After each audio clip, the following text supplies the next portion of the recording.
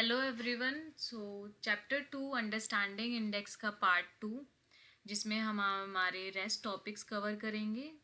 जैसे कि पहले वीडियो में हमने इंट्रोडक्शन टू इंडेक्स कवर कर लिया था, significance of index, types of stock market indices. Okay, इस वीडियो में हम कवर करेंगे attributes of an index, index management हम कवर करेंगे, मेजर इंडाइसेस हम कवर करेंगे और एप्लीकेशंस ऑफ इंडाइसेस। ठीक है, तो इस वीडियो में आपके चारों टॉपिक्स कवर हो जाएंगे। Okay, so let's start with.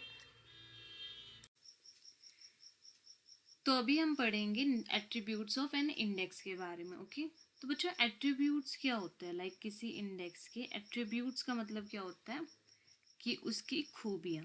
Okay, अभी हम इंडेक्स की खूबियों के बारे में पढ़ेंगे, या फिर आप कह सकते हो कि एक अच्छा इंडेक्स क्या होता है या फिर कैसा लगता है। ठीक है, एक अच्छा इंडेक्स कैसा होना चाहिए। तो a good market index should have following attributes. तो एक अच्छे मार्केट इंडेक्स के अंदर ये एक सारी खूबियाँ होनी चाहिए। First, it should reflect the market behaviour. अब हम मार्केट बिहेवियर क्या होता है ये पता है। तो बच्चों मार्केट बिहेवियर जो मार्केट की कंडीशन को रिफ्लेक्ट करता हो। ओके, जो ये बताता हो कि मार्केट अप जाएगा या फिर डाउन जाएगा क्लियरली। ओके, और with the full of accuracy के साथ, ऑलमोस्ट एक्यूरेसी के साथ। ये फर्स्ट एट्रीब्यूट होता है आपका। सेकंड है आपका, it should be computed bye independent third party and B free from influence of any market participant. तो बेसिकली जो एनएससी की जो जो आपका इंडेक्स होता है, राइट, तो उसकी जो कैलकुलेशंस होती है कि कौन सी कंपनी है, बेसिकली जो उनका वेटेज होता है, हमने अभी पढ़ा कि उनका जो वेटेज होता है वो उनके मार्केट कैप पे डिपेंड करता है, राइट। और इंडेक्स के अंदर कौन कौन सी कंपनीज फॉल करेंगे, तो उनका प्रॉपर एक क्राइटेरिया होता है कि कौन सी कंपनी इंडेक्स के अंदर आएगी, कौन सी नहीं आएगी, राइट। तो जैसे कि बच्चों एनएससी जो होता है ना, ये एक इसकी जो कैलकुलेशंस होती है, और ये एक सेपरेट कंपनी करती है। ये कौन करती है? एक कंप्लीटली सेपरेट कंपनी करती है। ठीक है, free from the influence of any market participants, एक सेपरेट कंपनी करती है, जो कि कौन है? NSC index limited. ओके, ये आपकी कैलकुलेशंस करती है जिससे कि कोई फ्रॉड के चांसेस ना हो, 0% आपके फ्रॉड के चांसेस रहे। ठीक है, नेक्स्ट है हमारा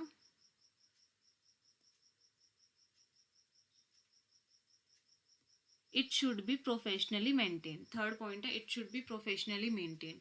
तो बच्चों इंडेक्स को मेंटेन कैसे किया जाता है? तो सबसे पहले तो बच्चों आपको ये पता भी होना चाहिए कि इंडेक्स बंदा, मैंने बताया कि आपको कैसे बनता है इंडेक्स के अंदर।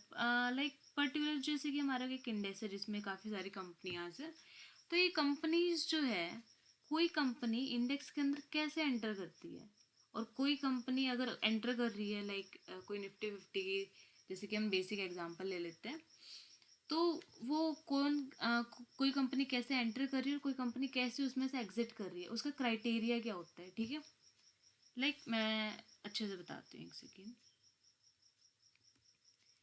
सबसे पहले हम यहीं से स्टार्ट करते हैं, it should be professionally maintain. तो इसका मतलब जो आपका कौन सी कंपनी इंडेक्स में लाई करेगी और कौन सी वहाँ से जाएगी, ये दो फैक्टर्स पे डिपेंड करता है। इंडेक्स में कौन सी कंपनी एंटर करेगी और कौन सी एग्जिट करेगी। ठीक है, ई एंटर और एग्जिट। तो ये सबसे पहले डिपेंड करता है इम्पैक्ट कॉस्ट पर, ये भी मैं बताऊंगी क्या होती है। सेकंड, ये डिपेंड करता है फ्री फ्लोट मार्केट कैप पर, जो कि अभी मैंने पढ़ाया था ना अभी, वही। ठीक है, फ्री फ्लोट मार्केट कैप। तो सबसे पहले हम यही करते हैं, फ्री फ्लोट मार्केट कैप पे कैसे? जैसे कि इसका एग्जांपल ले लेते हैं निफ्टी 50। ठीक है, निफ्टी 50 हमारा एक इंडेक्स है एनएससी का। तो इसमें कौन सी कंपनीज लाई करती है? जो एनएससी एक्सचेंज की टॉप 50 कंपनीज होती है, सिर्फ वही लाई करेगी। अगर कोई कंपनी लॉस में चली जाती है और उसका मार्केट कैप कम हो जाता है और कोई और कंपनी है न्यू जिसका मार्केट कैप हाई होता है तो वो उसमें ऐड हो जाएगी और जो इसका लो हो गया वो उसमें से निकल जाएगी। तो इसका सिंपल क्राइटेरिया होता है कि इसमें टॉप 50 कंपनीज रहेगी एनएससी की। ओके या एंड इम्पैक्ट कॉस्ट के बारे में मैं आपको बता देती हूँ। और यहीं पर ही मैं बच्चों आपको एक और बात बता देती हूँ, जैसे कि कोई भी कंपनी, ठीक है, जो लिस्ट होती है एक्सचेंज में, तो इसको याद रखना, लाइक इस पे ये क्वेश्चन पूछा जा सकता है। कोई भी कंपनी जो एक्सचेंज में लिस्ट हो रही है, ठीक है, इट शुड बी, उसका फ्यूचर एंड ऑप्शंस होना चाहिए, ठीक है, वो फ्यूचर्स में लिस्टेड होनी चाहिए। ओके हाँ, तो नेक्स्ट हम पढ़ेंगे इम्पैक्ट कॉस्ट।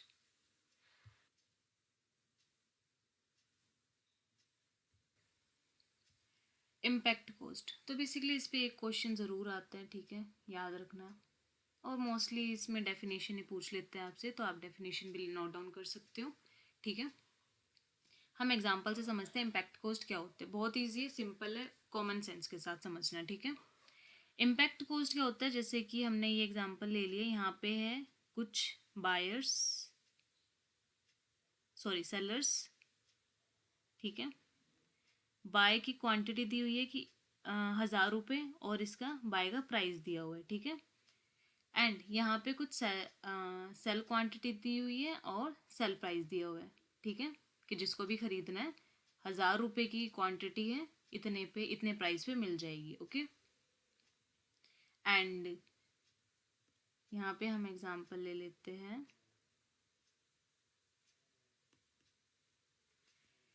कि लेट्स, एक इंसान है शैली, ठीक है, उसको 1500 क्वांटिटीज खरीदनी है, ठीक है, 1500 शेयर्स उसको खरीदने, भाई मुझे 1500 शेयर्स खरीदने ये बोल रही है। तो अब ये जाएगी इसके पास, ठीक है, ओके। अब लेकिन इसके पास 1500 शेयर्स कैसे है, और सबसे पहले याद रखना, कभी भी जब आप ओपन मार्केट में चेक करते हो तो सबसे पहले जहाँ पर आप अपनी क्वांटिटी डालते हो कि मुझे इतने शेयर्स खरीदने इस स्टॉक के, तो सबसे पहले आपके सामने यही वाली विंडो शो होती है, ठीक है। तो इसमें जो सबसे टॉप पर होता है ना, जैसे 1 पे 2 पे 3, तो जो सबसे टॉप पर होता है ना वो सबसे बेस्ट प्राइस होता है, इसको बेस्ट प्राइस कहते हैं, ठीक है या एंड। तो अब शैली जो कैसे खरीदेगी, तो इसके पास 1500 शेयर्स खरीदने से, तो वो पहले 1000 शेयर खरीदेगी 99 रुपीज़ के, और फिर 500 शेयर खरीदेगी 500 शेयर्स खरीदेगी 100 रुपये के, ठीक है। अभी इसमें इम्पैक्ट कॉस्ट हम कैसे निकालते हैं ये मैं आपको बताती हूँ। यहाँ पे चेक करो कि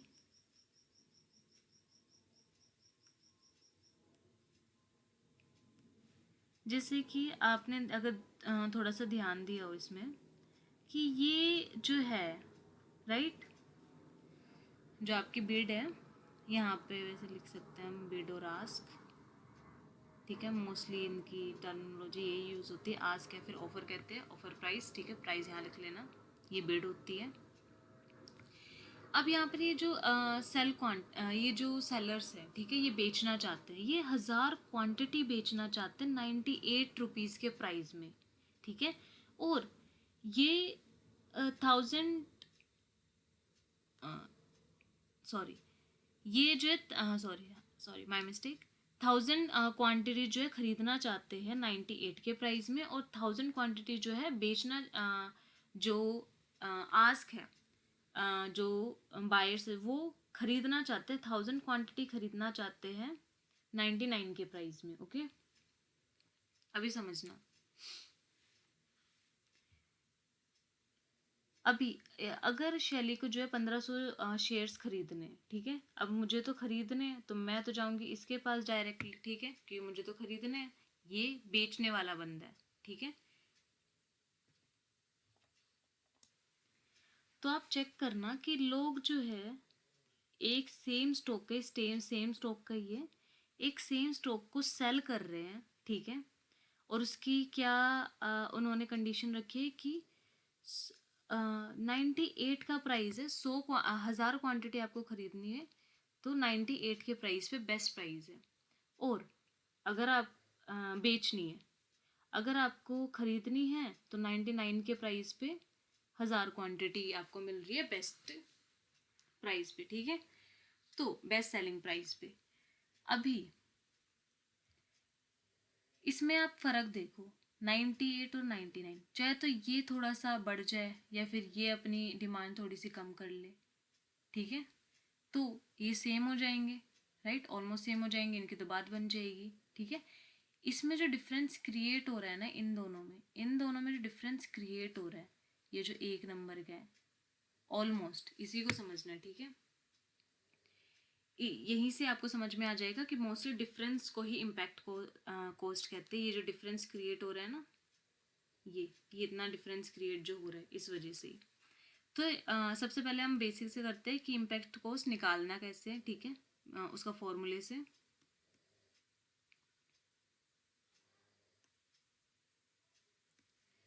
सबसे पहले हम निकालते हैं इसमें आइडियल प्राइस। आइडियल प्राइस क्या होता है? आइडियल प्राइस इजी है, आपका जो बेस्ट प्राइस है उनका एवरेज निकालना होता है आपको, ठीक है। एंड इसका फॉर्मूला अगर आप लिखना चाहो तो ये लिख सकते हो, सिंपल, बेस्ट बाय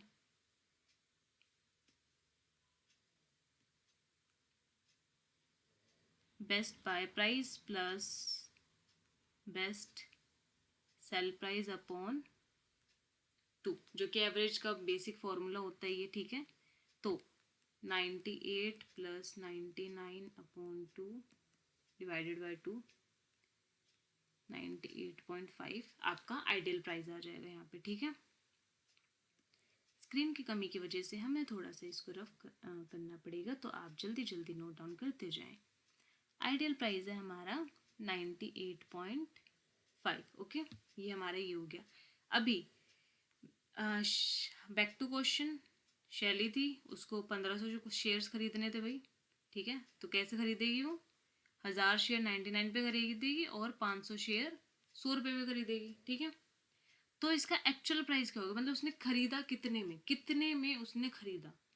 जैसे कि 1000 तो 99 पे खरीदे और 500 100 पे खरीदे, तो उसका उसका एक्चुअल बाय प्राइस का एवरेज क्या निकलेगा, ठीक है। तो वो निकालते हैं हम, एक्चुअल प्राइस उसका क्या निकलेगा, उसकी उसने एक जो उसकी क्वांटिटी है वो कितने पे उसने खरीदी है, ठीक है। तो एक्चुअल बाय प्राइस हमारा आएगा, सिंपल, इसको आप इसके मल्टीप्लाई करोगे तो 500 को आप इससे मल्टीप्लाई करोगे, ठीक है। 1000 क्वांटिटी है, मैंने 99 रुपीज़ में ख़रीदी थी, प्लस 500 क्वांटिटी मैं 100 रुपये में ख़रीद रही हूँ, ठीक है। टोटल कितनी? 1500, ठीक है भाई बच्चों। इसकी कैलकुलेशन करो आप थोड़ा सा, और इसका आंसर आएगा आपका 99.33, ठीक है। तो इसको भी हम यहाँ पे लिख लेते हैं कि हमारा एक्चुअल प्राइस क्या आ गया, हमारा एक्चुअल प्राइस आ गया हमारा 99.33, ठीक है। अभी आइडियल प्राइस क्या होना चाहिए, मतलब कि आइडियल प्राइस क्या होता है कि भाई ना ये ज़्यादा कर रहा ना ये कम कर रहा।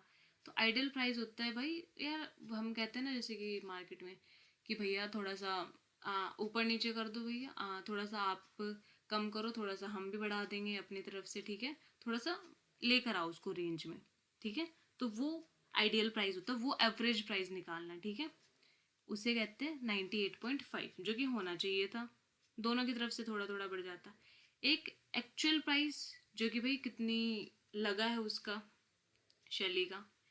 अभी इम्पैक्ट कॉस्ट क्या होती है, इन दोनों प्राइस में जो डिफरेंस आ रहा है ना कि इतना होना चाहिए था बट है कितना, 99.33, 98.5 आना चाहिए था, लेकिन हमारा एक्चुअल प्राइस बन क्या रहा है 99.3, तो इसका जो डिफरेंस है इसी को इम्पैक्ट कॉस्ट कहते हैं। इम्पैक्ट कॉस्ट का फॉर्मूला सिंपल, कोई फॉर्मूले नहीं है वैसे भी, बहुत कॉमन सी चीज़ें थी, लेकिन आप नोट डाउन कर सकते हो इस एग्जाम्पल के साथ। 99.33 में से 98.5 को माइनस कर दो तो आपका आंसर आ जाएगा, आपका ये आएगा 0.83। ठीक है, तो ये हो गई आपकी इम्पैक्ट कोस्ट। इम्पैक्ट कोस्ट जो होती है मोस्टली परसेंटेज में होती है बच्चों, ठीक है, याद रखना है मोस्टली परसेंटेज में होती है, तो आप इसको परसेंटेज में निकाल सकते हो।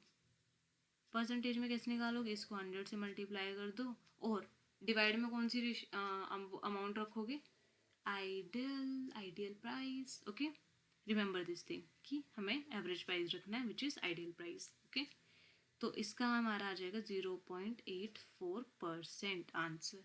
तो हमारी इम्पैक्ट कॉस्ट कितनी है, 0.83।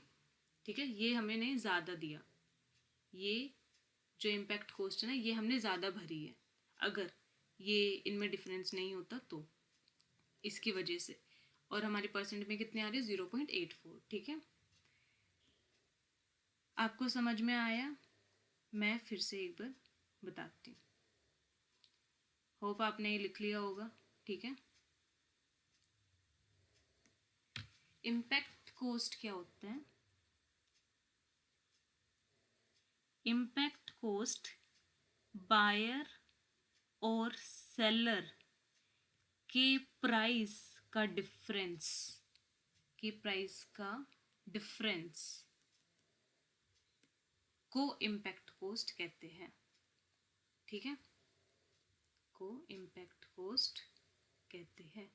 बायर और सेलर के प्राइस का जो डिफरेंस आ रहा है, उनमें अंतर जो आ रहा है उसको इम्पैक्ट कॉस्ट कहते हैं। ठीक है, और एक और चीज़ है, लाइक जस्ट ऐसा कह सकते हैं या फिर ऐसा टेस्टेड समथिंग आप कह सकते हो कि ये टेस्टेड है काइंड ऑफ। अब आपकी इम्पैक्ट कॉस्ट किसकी ज़्यादा होती है मैम, किसकी कम होती है, ठीक है, ये आपके माइंड में क्वेश्चन है। तो बच्चों मोस्टली जिन शेयर्स के जो मार्केट कैप है, जिन स्टॉक्स का या फिर जिन कंपनीज की जो वॉल्यूम है, वॉल्यूम लिक्विडिटी वॉल्यूम, ठीक है, जो इतना बाय सेल हो रहा है उसका, वो किसी स्टॉक का जितना ज़्यादा होगा, वॉल्यूम जो है इन्वर्सली प्रोपोर्शनल होती है इम्पैक्ट कॉस्ट की।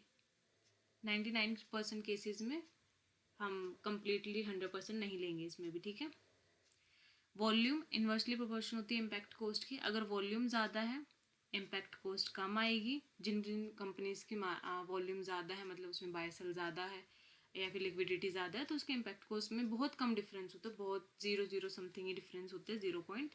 और अगर किसी का वॉल्यूम कम है, लाइक बायर्स और सेलर्स ही कम है, उसकी इम्पैक्ट कॉस्ट हमेशा देखना वो ज़्यादा निकल के आती है, आपके में ज़्यादा डिफरेंस होता है। ठीक है, नेक्स्ट है हमारा इंडेक्स मैनेजमेंट। ओके, कि इंडेक्स मैनेजमेंट क्या होता है। बेसिकली इसमें हम 2 पॉइंट्स कवर करते हैं कि एक तो इंडेक्स कंस्ट्रक्शन के बारे में, कि इंडेक्स कैसा होना चाहिए, लाइक कैसा इंडेक्स किस टाइप का होना चाहिए, कैसे कंस्ट्रक्ट होना चाहिए, ठीक है, कैसे कैसे बना होना चाहिए कोई एक इंडेक्स। तो एक इंडेक्स, अ गुड इंडेक्स हम पढ़ते ही हैं, a good index is a trade off between diversification and liquidity। तो एक गुड इंडेक्स की क्या पहचान होती है कि वो डाइवर्सिफाइड हो और उसमें अच्छी खासी लिक्विडिटी होती है। ठीक है, तो डाइवर्सिफिकेशन का क्या मतलब होता है, सबसे पहले हम ये समझ लेते हैं। डाइवर्सिफिकेशन, बच्चे डाइवर्सिफिकेशन क्या होता है, जैसे कि कोई भी एक इंडेक्स है, तो इंडेक्स का सबसे पहला काम क्या होता है कि वो मार्केट के बिहेवियर को बताता है। ठीक है, तो मार्केट का बिहेवियर, अब मार्केट में कोई एक कंपनी तो होती नहीं है, मार्केट तो भाई हर एक कंपनी से बनी होती है, राइट। उसमें बैंक भी है, उसमें ऑयल भी है, उसमें ट्रैक्टर चलाने वाली कंपनीज भी होती है, उसमें फूड वाली कंपनीज भी होती है, उसमें फार्मा भी होती है। तब जाके हमें पता चलता है कि इंडिया का जो मार्केट है वो लो पे है या अपर है। ठीक है, तो इंडेक्स को बनाया ही एक अच्छा इंडेक्स वही होता है जिसमें के अंदर डाइवर्सिफिकेशन होता है, जिसके अंदर डाइवर्सिफाइड कंपनीज इंक्लूडेड होती है। जैसे कि मैं एग्जांपल से बताती हूँ, हम अपना बेस्ट एग्जांपल ही ले लेते हैं, ऑफ कोर्स निफ्टी 50। सही है वैसे, हर जगह सही बैठ जाता है। निफ्टी 50 में जैसे कि हम कंपनीज ले लेते हैं, इसमें आपका आ जाएगा सबसे पहले रिलायंस इंडस्ट्रीज ले लो उसमें, ठीक है। एंड HDFC निफ्टी 50 का पार्ट है। बजाज फाइनेंस, बजाज ऑटो ले लो आप, ऑटोमोबाइल। एंड एक और भारती एयरटेल आप ले लो, ठीक है। अभी अभी देखना, रिलायंस इंडस्ट्रीज क्या है, पेट्रोलियम ऑयल की, ठीक है। HDFC क्या है, bank. Bajaj finance, finance sector आ जाता है यहाँ पे। ऑटोमोबाइल, ऑटोमोबाइल सेक्टर भी इंक्लूडेड है, ठीक है। एयरटेल टेलीकॉम सेक्टर भी आपका इसमें इंक्लूड हो जाता है, ठीक है। सो इसी को कहते हैं एक गुड इंडेक्स, जिसके अंदर डाइवर्सिफाइड हो, जिसके अंदर डाइवर्सिफाइड कंपनीज इंक्लूडेड होती है, अलग अलग तरह की कंपनीज इंक्लूडेड होती है, जो कि करेक्ट मार्केट बिहेवियर को बता सके। A well diversified index reflects the behaviour of the overall market economy, okay, जो कि एक ओवरऑल मार्केट की इकोनॉमी का बिहेवियर रिफ्लेक्ट कर सके, सही, ओके। या देन हमारा आ जाता है नेक्स्ट है हमारा index management and index revision, sorry index maintenance and index revision. तो maintenance and revision of the indices is done with the help of various mathematical फॉर्मूले, ठीक है। जैसे कि बच्चों इंडेक्स को कैलकुलेट करने के लिए पर्टिकुलरली फॉर्मूले होते, पर्टिकुलर फॉर्मूले होते हैं, ठीक है।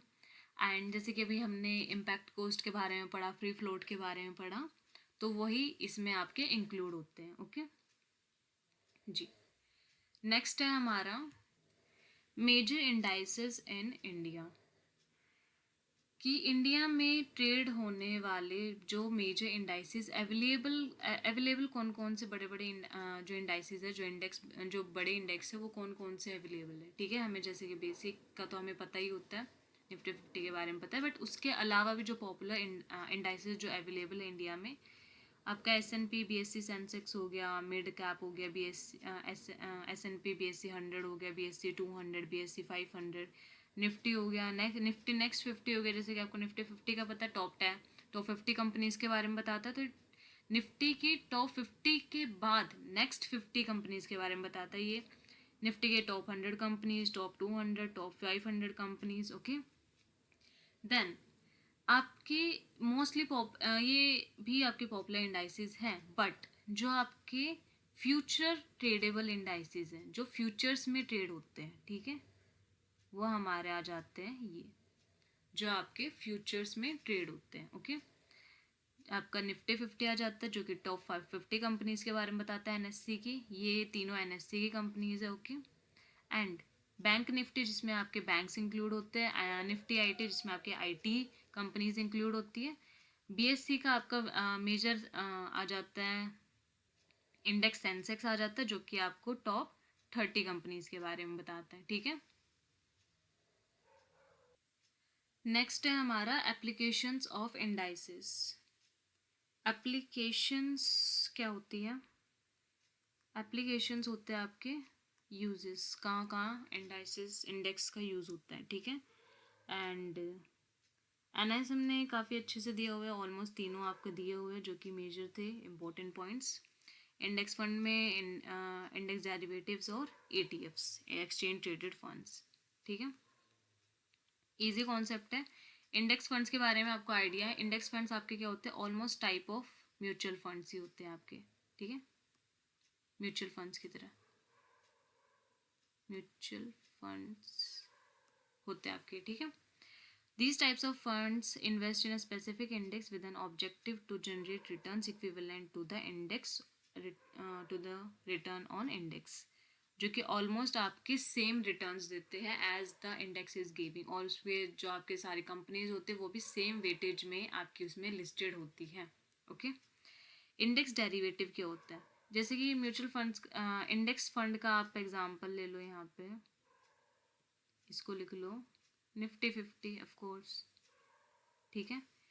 देन हमारा इंडेक्स डेरिवेटिव आ जाता है। इंडेक्स डेरिवेटिव का एग्जाम्पल हो जाएगा, आपने देखा होगा अगर आपने ट्रेड की होगी, जैसे कि हम आज 3 मार्च है तो हम लगा लेते हैं निफ्टी का फ्यूचर्स ले लेते हैं, ठीक है। निफ्टी 4 मार्च फ्यूचर्स, ठीक है। हम ले लेते हैं 22,300 कॉल ऑप्शन, ओके। तो ये निफ्टी का डेरिवेटिव होता है, ठीक है। तो इंडेक्स का डेरिवेटिव यहाँ पे इसमें क्या होता है कि ये बोल रहे हैं कि हम कल आपको जो है निफ्टी जो है 22,300 में आपको दे देंगे, ठीक है। इसके लिए आपको कुछ प्रीमियम पे करना होगा। एक बहुत स्मॉल अमाउंट का प्रीमियम होता है जो कि आपको पे करना होता है। और वो क्यों पे करना होता है आपको? ऑफ कोर्स क्योंकि आपको ये इन्फॉर्मेशन दी जा रही है, आप इसका यूज़ कर रहे हो, तो इसके लिए आपको प्रीमियम तो देना होगा, ठीक है। नॉर्मल कॉमन सेंस वाली चीज़ है, ठीक है। तो ये आपका इंडेक्स फंड हो गया, ये आपका इंडेक्स का डेरिवेटिव हो गया, ठीक है। एंड देन हम आ जाते हैं आपके एक्सचेंज ट्रेडेड फंड्स पे, जो ETFs होते हैं। ETFs क्या होते हैं? ध्यान से सुनना, इसका एग्जाम्पल आप ले सकते हो निफ्टी 20 से, ठीक है। बेसिकली क्या होता है, ये आइडेंटिकल म्यूचुअल फंड्स ही होते हैं, ठीक है, जो कि इसी जैसे कि ये निफ्टी 20 ही है आपका जो आइडेंटिकल म्यूचुअल फंड है निफ्टी का, जो कि करंटली अभी मार्केट में ट्रेड होता है, ठीक है। जो कि मार्केट में, ये लिख लेना बच्चों,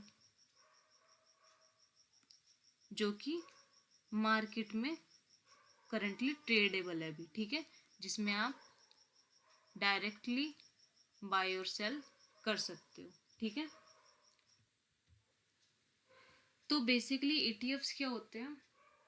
ETFs वो होते हैं जिनकी यूनिट मार्केट में लिस्टेड है, ठीक है, मार्केट में वो ऑलरेडी लिस्टेड है और ट्रेडेबल है डायरेक्टली मार्केट में, उसको बाय और सेल आप कर सकते हो, ठीक है। वो आपके ETFs होते हैं डायरेक्टली। एंड ये म्यूचुअल फंड से ज़्यादा बेनिफिशियल होते हैं, ठीक है, क्योंकि आप इसको डायरेक्टली एक्सचेंज पे बाय और सेल कर सकते हो। दैट्स वाई इसका मोर एडवांटेज आपका, ये one of the most advantage होता है ये आपका इसमें। एंड होपफुली आपका ये सेकंड चैप्टर कंप्लीट हो चुके हैं, ठीक है। And thank you for the watching. आपको ये चैप्टर समझ में आया होगा। अगर आपको कोई भी क्वेरी हो, I will reply you on the comment section. Do comment, okay, and like and subscribe this channel. And आपके कोई फ्रेंड है जो NISM की प्रिपरेशन कर रहे हैं तो आप उसको ये वीडियो शेयर कर सकते हो, ओके। Thank you, bye.